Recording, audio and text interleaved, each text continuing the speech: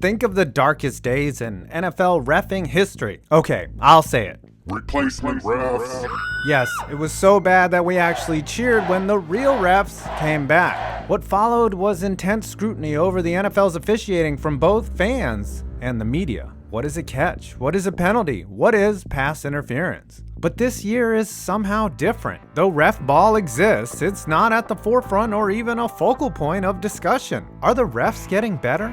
Are players executing cleanly? Or are they letting more things slide? Are we being bamboozled? Seriously, have the refs fooled us into believing they aren't trash? Well, the answer to that and the reasons why is coming up right after this. As the weirdest year ever comes to a close, we can all appreciate that some things never change, like family, the holidays, and gift giving. That's why I'm here to tell you about Raycon, the highest quality, most comfortable earbuds, all with the best noise isolating fit. No matter what you are doing, mowing the lawn or running from your problems, these bad boys stay in. And guess what? They come at a fraction of the cost of other premium wireless earbuds. That's a fact. Raycon was founded by Ray J, and Mike freaking Tyson wears them.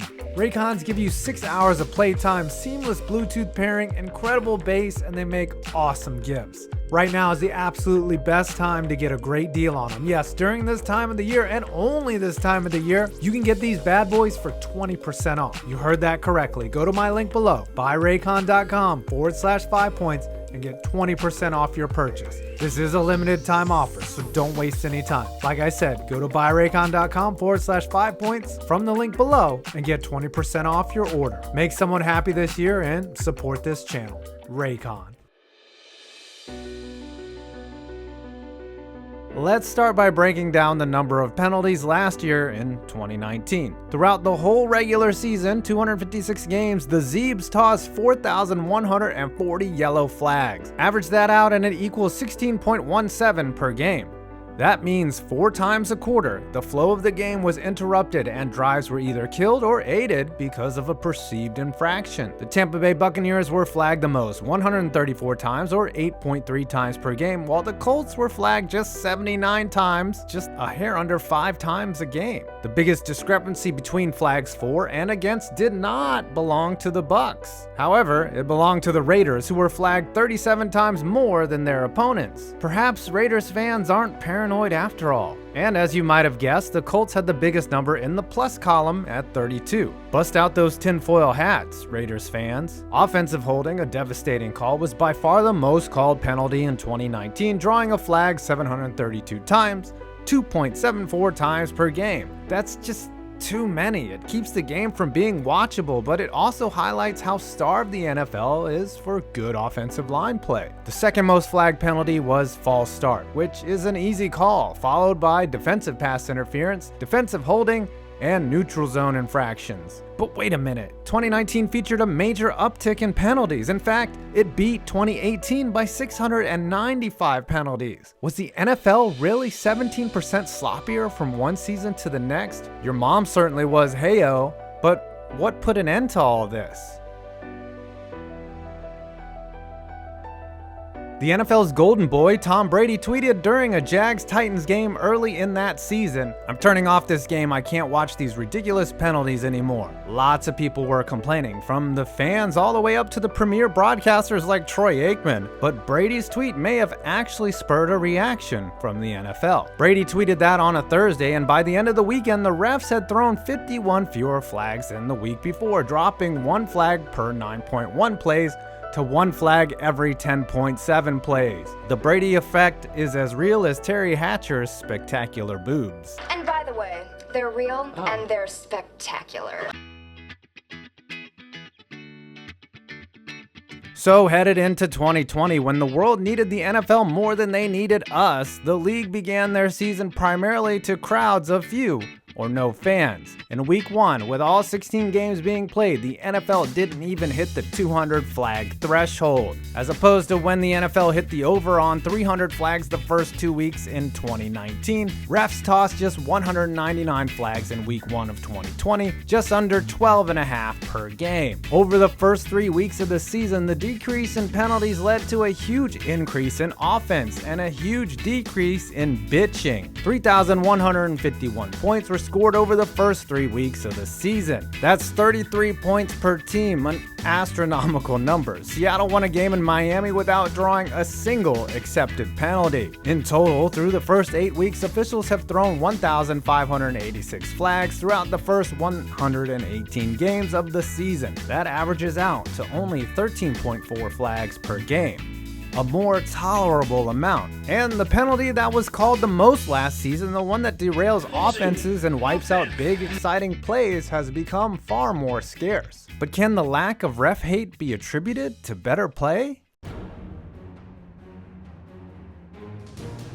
Denver's left tackle Garrett Bowles is an enigma. In 2019, he almost lost his starting job after being called for holding 5 times in the first 2 weeks of the season, 13 times total over 16 games. In 2020, he's been called for holding just 3 times through 7 games, and he's Pro Football Focus's 3rd highest rated tackle in the league. Is that natural progression and hard work on display, or a player benefiting from fewer flags? It's certainly not that officials have gotten better at their job. At the beginning of the season, 7 total officials opted out of the season due to COVID concerns, so they were already behind the 8 ball in terms of experience and chemistry within crews. But even the officials with experience were screwing the pooch and screwing the Pats. Take the Monday night game between New England and Kansas City, where the Pats lost out on a touchdown when the refs ruled Patrick Mahomes' knee down prior to a fumble.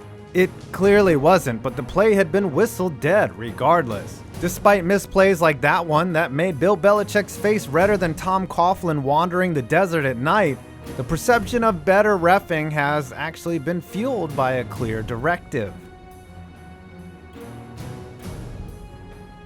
Teams have been appreciative of the drop in flags, resulting in fewer complaints every week. Part of that reason is that the NFL informed the teams that only clear and obvious penalties would be called. And though that's how it should be, it's helped the refs' cause.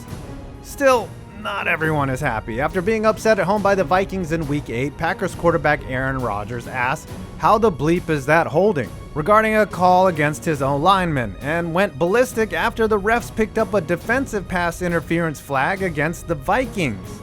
Rodgers suggested the league was in the Zebras' ears. I know there's times where they probably won't admit it, but New York is looking at some of these plays and telling them whether or not it was pass interference, or whatever the penalty is, Rodgers told reporters after the loss. You would think comments like that would stoke the fires of hate, but the last part of what State Farm's Golden Boy said is significant. And I'll tell you why.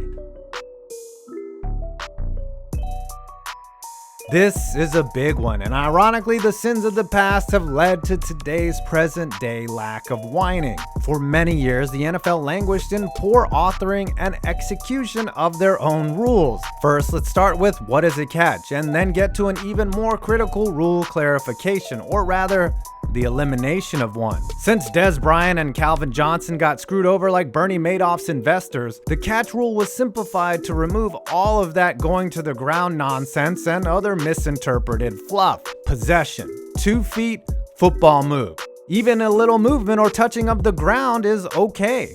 Problem solved. Well, after a decade. Then came the actual penalties like roughing the passer and pass interference. Roughing took time for the refs to get up to speed on the intent of the rule, and many times they still miss, but they seem to be getting slightly better at it. The one big rule change is what have us all really fooled, and it is a huge reason why we are ironically not yelling at the refs this year.